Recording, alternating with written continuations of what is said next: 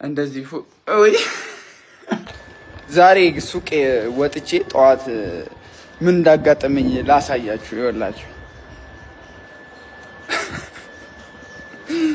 እግዚኦ ጥርሴ ወልቋልና ከ5 አመት ምናምን በፊት ነው የተሰራው ጥርሴ እንዲያምርብኛላ እና እስቲ አሁን የባለቤቴን ሪያክት እናያለን።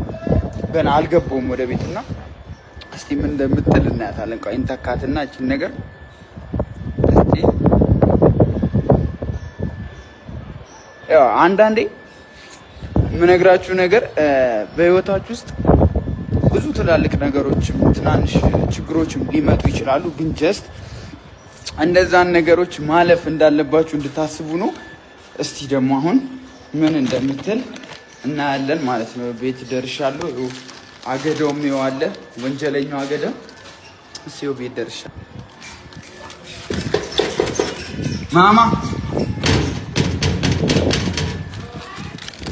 ክፍት ነው። ነይ አሁን የሚገርም ሰርፕራይዝ አለኝ። ሰርፕራይዝም ነው የሚያስቅም ነገር ነው። ሰርፕራይዝም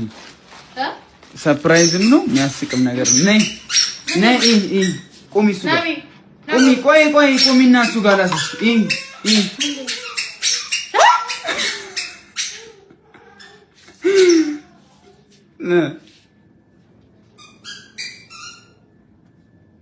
ምን ትያለሽ?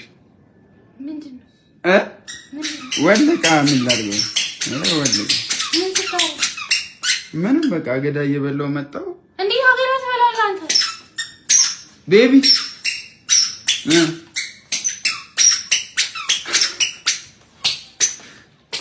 በቃ ደፍረሽ ነው እና ልፈጪ ነው። ምፈታ ነገር ይፍታ።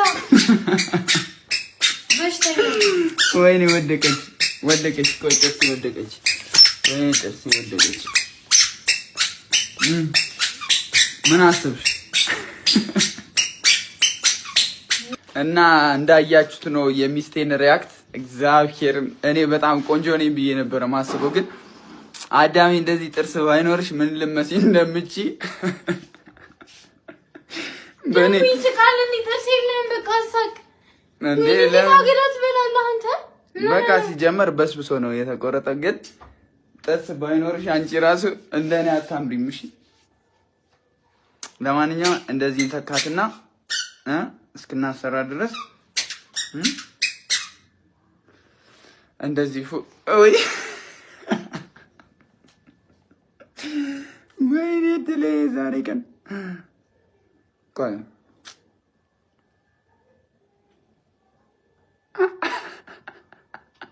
አልሰካልኝ አንቺ እሺ።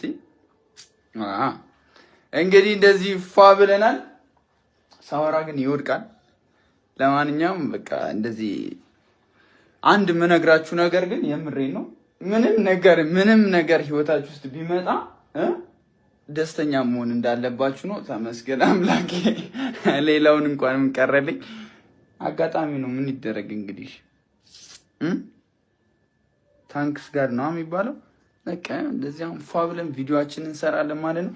ደግሞ ዛሬ የአዶናይን 100 ቪዲዮ ቻሌንጅ ይቀላቀላለሁ ስለው እንግዲህ በቃ ጥርሴን አሰርቼ ይቀላቀላሉ ወይ በወላቄም ቢሆን እንቀላቀላለን አይደል?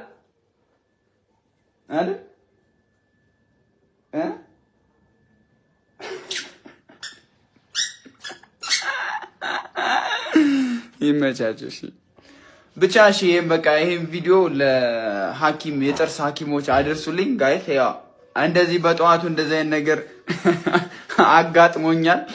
ያው 5 አመት ምናምን ይሆናል እና ከተሰራ ጥርሴ ያው እንደዚህ እንግዲህ ወልቅ ያለው ሚስቴም ደንግጣለች። እኛም እንዳየነው ደንግጠናል።